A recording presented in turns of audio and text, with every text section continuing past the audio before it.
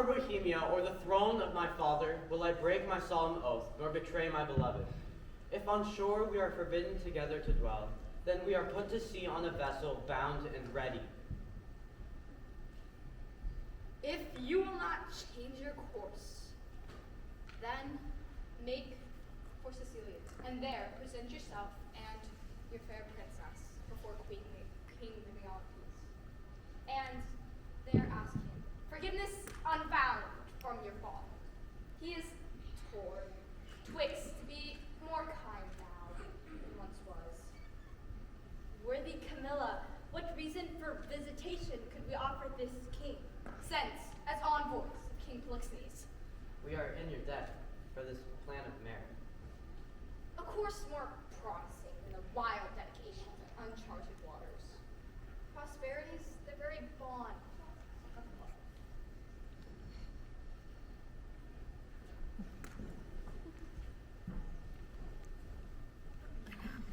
What I will to do next is to tell the king of this, and whence lie my hope that the king, learning where they're bound with me on his ship, will go after them.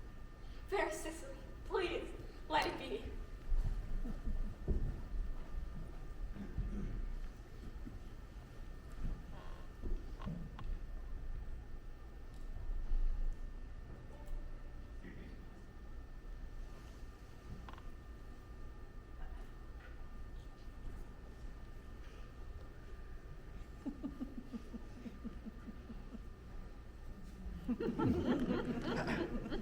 Ne'er I been to such a sheep shearing spree as this.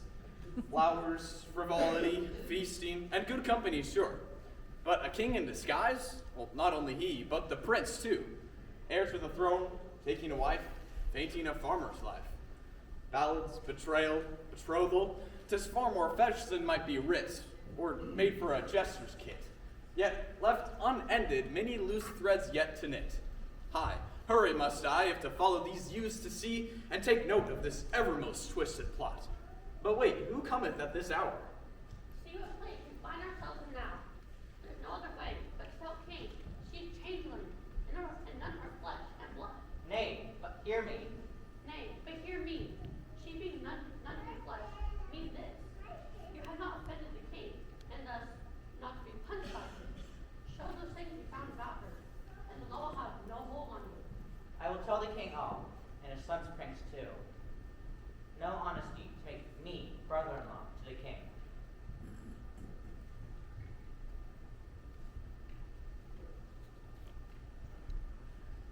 Hath the king not done enough, having maintained this saint-like sorrow these many years? Indeed, more penitence than done trespass. Might he, as the heavens have done, forget his evil, and with them forgive himself?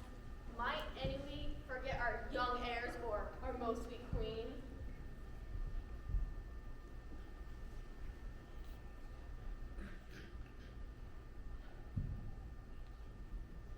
Whilst I remember her and her virtues, I cannot forget my blemishes against them. A country without an heir, and thanks to my misdeeds, thus also destroyed the sweetest companion that e'er a man could imagine. True, too true, my lord. If one by one you wedded all the world, she of Tilly would be unparalleled. Thou speakest truth. Her eyes shone as stars, and all eyes else cold as coals. Fear not, Plina, for I shall have no one. Then good, my lords, bear witness to his oath. One that gives himself as Prince Florizel, son of Polixenes, with his princess, the fairest I have yet behold. Desire not even desire. So out of circumstance, sudden, without ceremony, 'tis not a visitation framed but forced by need or by accident. His princess, you say, was with him? I, the most peerless piece, or I think. What's this? Sir, you yourself have it writ that Queen Hermione had not been, nor was not to be equal in this world or eternity. Now one, true? Pardon me, ma'am. In Hermione, who speaks true. Prince Florizel's princess is the greatest. Go, Cleone, with him and bring forth our guests. Our prince, and jewel of children, would pair well now. Prithee, no more. Thou knowest he dies to me again when talked of.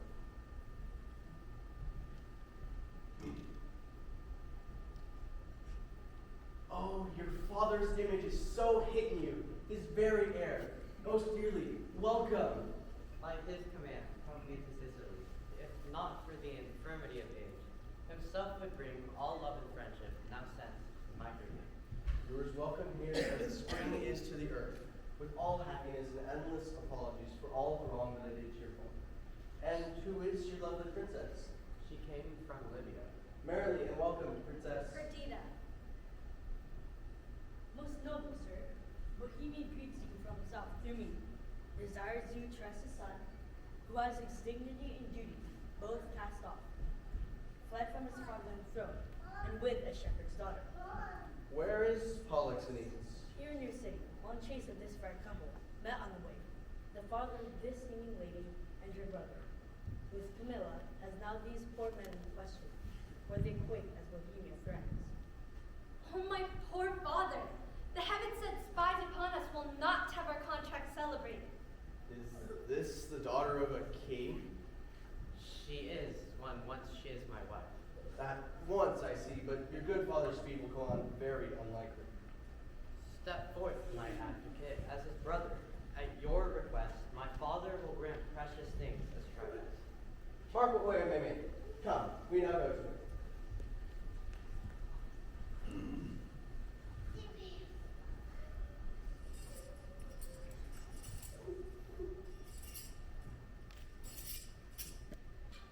A bard about his business ne'er does good but to watch, to listen, to glean from each new scene. Romance makes a flowery sonnet, and an execution, well, that too has its merits, don't it? Come now I from an interview made easy by torture. I was by the opening of a box did catch my eye. Seen it before, that casket on yonder former shore. Heard I then the old shepherd deliver the manner how he found it, and methought I heard him say he found a child, too. More story there, I warrant. Then air heavy with rumor and wonder, such a deal is broken out within this hour that ballad makers cannot be able to express it. Verily, I've yet to make sense of it. Most gracious gentleman, prithee, forgive me. Your sin against me forgotten, no strain remain. More sorry am I for your grief of son and queen. And daughter. My friend, fortune has shown thee forgiveness as well. This good shepherd comes with strange truths to tell. 16 years hence, I did happen upon this. See it now, right Cretan. With it, a babe. Took her then, and raised as my own. To this we swear, she and her treasures left to fate, deposited by a man who, pursued by a bear, well, we found him too late. Florzo, my son and heir, I do give you leave, and with my blessing of life and joy to wed. Leontes, let this revelation lessen your grief. Perdita, your daughter, no longer lost, but restored. Oh, your mother's mirror, 'tis true. Good sir, so much more than thanks do I owe you. Well, my mother, she gifted me life, and forever estranged from it. Pray tell, what of her? Bend my ear of detail and traits.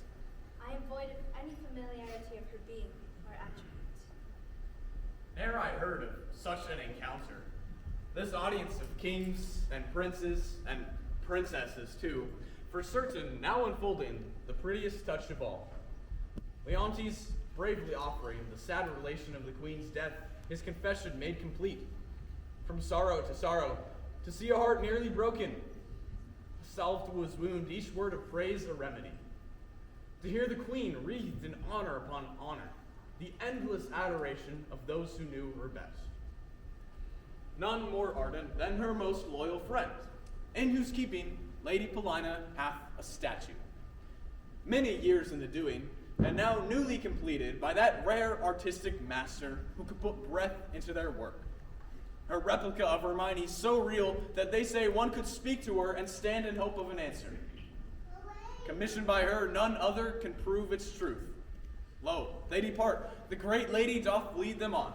Shall we thither then, and with this company, take in this marvel?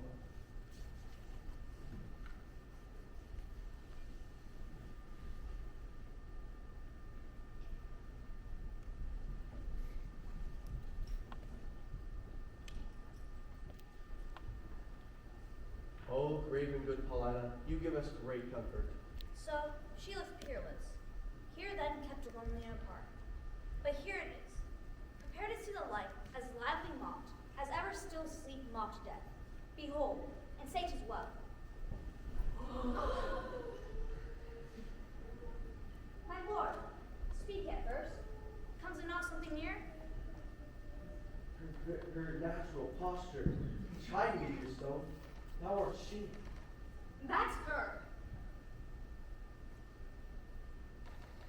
As beautiful a lady, we got as beautiful as others. But yet, Paulina, Hermione was not so much wrinkled. Not so aged as it seems.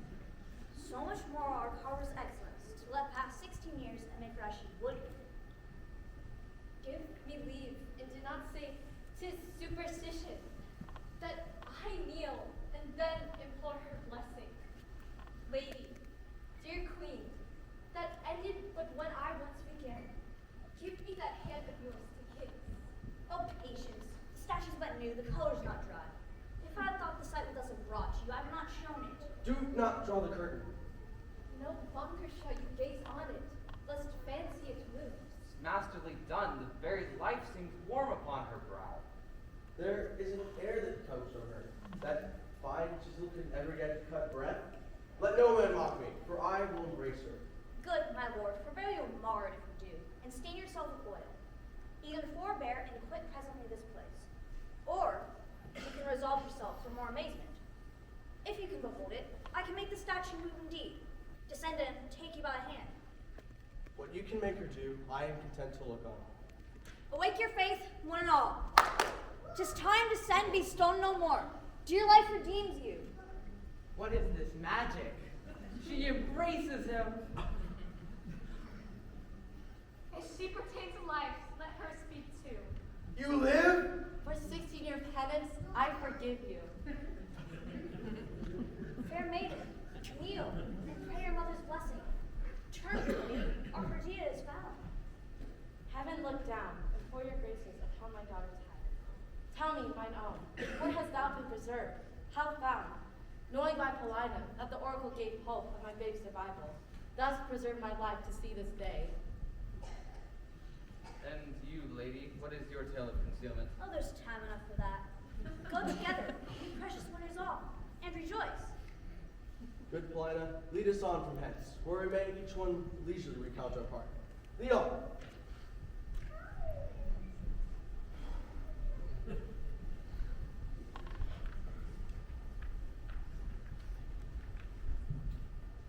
What fate hath torn, grace now restores again. From grief to joy, from stone to life we gain. In season's course, all wounds may heal. Amen.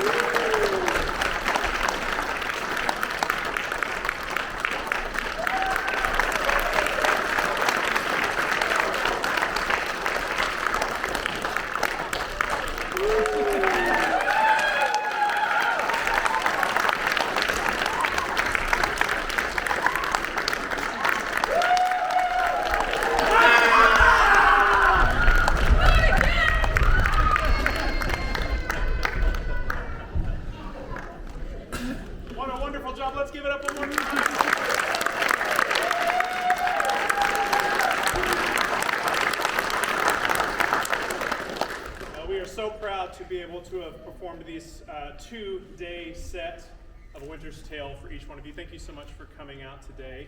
It is such a joy to be able to just watch things that you just did not expect to happen.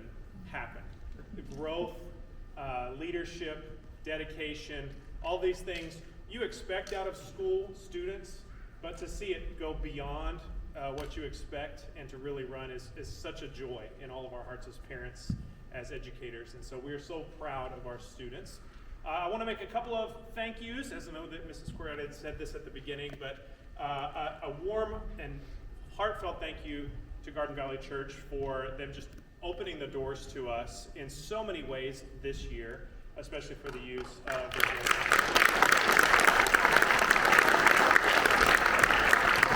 We're grateful to many of you, parents, grandparents who helped put some of the set together, as well as the costumes. We thank you so much for your time and effort in that, as well as the students, so thank you. And then last but certainly not least, if we could have the Coriotis come up on stage, please. We want to give you a special recognition, if you would, please. Thank you.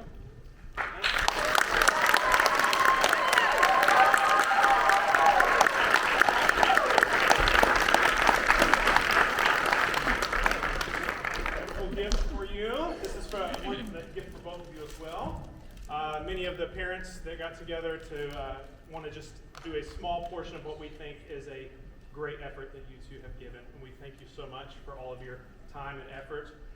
We pray that you will get some excellent rest in the following weeks. There will be a lot of it necessarily needed, and we're so proud and so blessed to have you as part of our team. Thank you so much for your efforts in helping us.